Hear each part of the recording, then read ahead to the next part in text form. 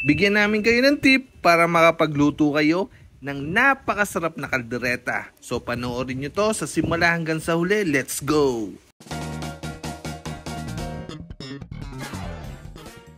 3 tips ito guys, so simulan na natin. Pata ng baboy ang gagamitin natin dito guys.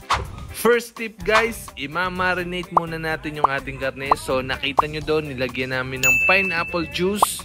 At pinaulanan natin dito ng pamintang durog. At after nyan, lalagyan naman natin ng toyo. I-mix lang natin guys para manuot yung ating mixture doon sa loob ng ating karne.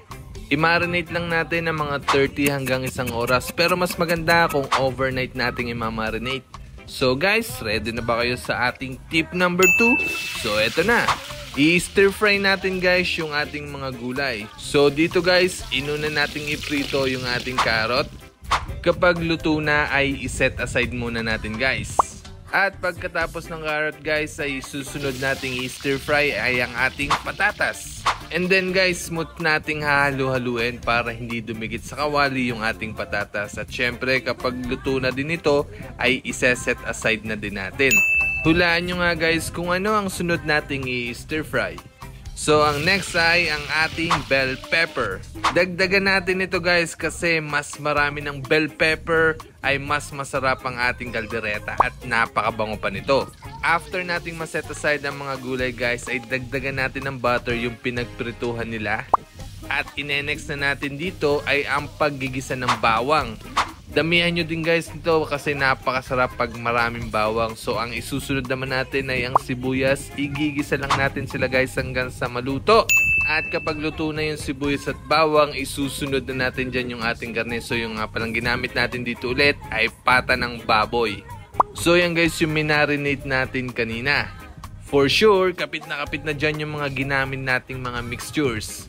So i-mix lang natin guys para manood din yung lasa ng sibuyas at bawang sa ating karne. At pakuluin lang natin ng mga bahagya. Mga 3 hanggang 5 minuto ay pwede na. At ito guys yung ating tip number 3. So obvious naman guys, kitang-kita nyo ang nilagay natin na pampalasa dito ay ang fresh na kamatis. Hindi kami gumamit dito ng tomato sauce kasi gusto namin yung natural lang ang lasa ng ating kaldereta. At isasabaw na natin dito guys yung ating ginamit sa ating pagmamarinate. At dyan pa lang sa mga ingredients na yan guys ay paniguradong pasok na sa panlasa nyo ang kalderetang ito. May bonus tip nga pala kami sa inyo guys para mas lalo pang sumarap ang pagkain nyo ng kaldereta. Kaya siguradong magugustuhan nyo yun. Kaya panoorin nyo ito guys hanggang sa uli. Ibibigay ko yung bonus tip na yan. So minix lang natin ng minix dito yung ating niluluto ng mga 1,000 times. At kung napansin nyo guys, naglagay din kami dito ng pickles. I-mix ulit natin ng mga 100 times at pagkatapos ng guys ay lalagyan na natin dito ng liver spread. I-comment nyo nga guys kung naglalagay rin kayo ng liver spread sa inyong kaldereta. At kung wala kayong liver spread, ano yung alternative nyo? Paki-comment naman guys para malaman ko din. Kung mapapansin nyo guys, yung nilagay namin dyan yan, yung bilog-bilog, yan ay green peas at garban sauce. At kapag luto na yung ating karne guys, pwede na nating isunod yung ating in-stir fry, ang carrot, patatas at yung ating bell pepper.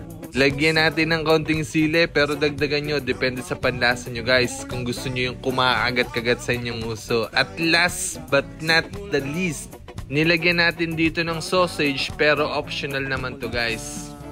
Konting mix na lang guys at ito na yung ating finished product na kalderetang pata na napakasarap.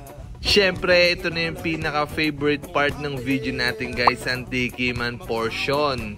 Paki-comment naman guys kung taga-saan kayo para malaman namin kung saan nakarating ang video na ito. At ipapadala namin sa inyo ang kalderetang ito made in Batangas guys. Wow! At ready na ba kayo guys sa ating bonus tip para maging mas masarap ang pagkain natin ng kaldereta? Yan ang guys ang bonus tip natin. Huwag niyong kakalimutan ng Coke para pagkakain nyo ng kaldereta sabay dighay. Ang sarap!